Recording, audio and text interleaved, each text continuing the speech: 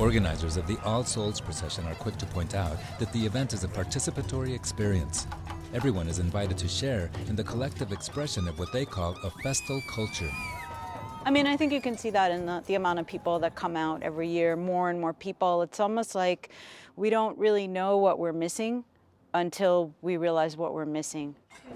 Nadia Hagen is the artistic director for Flam Chen and one of the directors for the All Souls procession. She says the procession, although inspired by Latin American Day of the Dead traditions, is actually an amalgam of many cultural identities.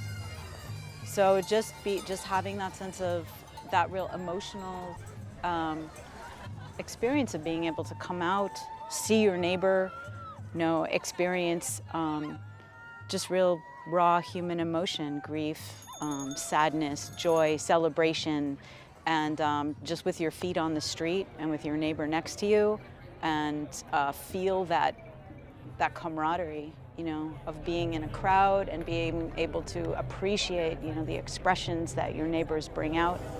Hagen says the All Souls procession has grown with each successive year. This year, 2 accomplished acrobatic stilt walking groups are collaborating in a bicultural performance as part of the grand finale. The project is called Dios de la Adrenalina, and it's been on tour for 6 months. When someone sees Dios de la Adrenalina, they get a lot of spectacle initially, because the acrobatic stilts is kind of like eye candy. It's very kind of uplifting. Jay Ruby is the founding director of the Carpetbag Brigade from San Francisco, one of the groups collaborating on the project.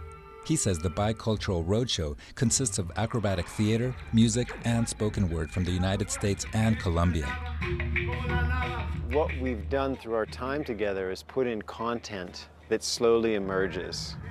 And it's a type of content that really addresses a lot of the socio-political history between Colombia and the US, not in a pedantic manner, but more in terms of the emotions that are evoked or that the countries have experienced through what you could say is the illicit trade of guns and drugs between the 2 nations. Ruby says Dios de la Adrenalina is a project that seeks to articulate the human connections that exist across 2 cultures. Nicolás Cifuentes, the artistic director of the Colombian stilt walking group Nem Catacoa Teatro, says the collaborative project has been transformative for everyone involved. The point of departure is what is those hidden relationships for Carpetbag or for Jay as an American, and what does that mean for me as Colombian, being one of the, cocaine producers countries in the history in the 80s, and what that means, grow up with that, and now have the opportunity to talk about that. So it's all that mixed together what kind of create the performance. The touring bicultural roadshow also features spoken word from Tucsonan Logan Phillips of Verbo Bala. We spent 6 weeks together in Colombia in 2012, the Carpetbag Brigade, Nem Catacoa, and Verbo Bala, along with Hojarasca, the musical group. So all 4 groups lived together, ate together, and rehearsed and created together. And for me, it was really challenging, but also very rewarding to kind of work with the wisdom of the group, because I believe groups of people are always wiser than any one person alone. And so to kind of tap our collective unconscious that we were creating together around issues relating to Colombia and the United States. Phillips says this project serves as a logical step into the collective nature of the All Souls weekend activities.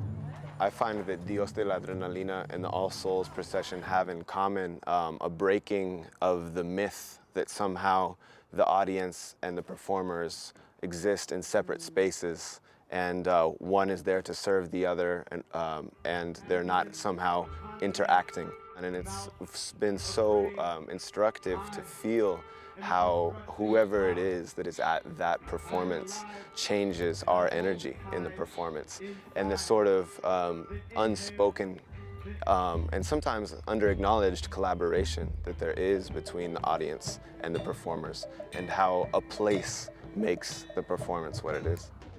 Hagen says the participatory nature of these events illustrates the community's need to express itself and to come together in a collective manner. it was all very foreign to people, that idea that they could be hands-on, that they could have this vision, and that they could, they would sort of resist and say, well, I'm not an artist, I don't know how to create that. But given the tools, I think that we as human beings are expressors, in whatever genre, whatever, tool, whatever medium that is. And Tucson's really proved that.